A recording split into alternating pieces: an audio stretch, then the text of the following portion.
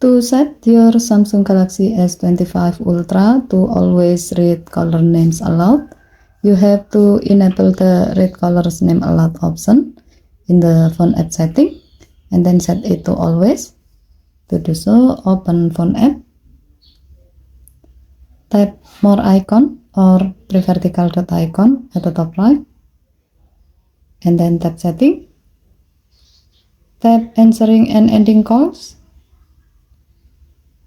Now tap the gray on off switch next to read caller names aloud until the switch turns green to turn it on.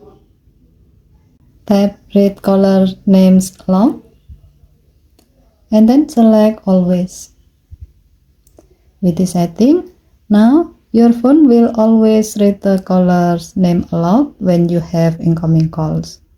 Given to the function, setting your phone to always read the caller's name aloud can be useful when you want to always know who's calling without needing to check your phone, and helps you decide whether you like to answer or ignore the call.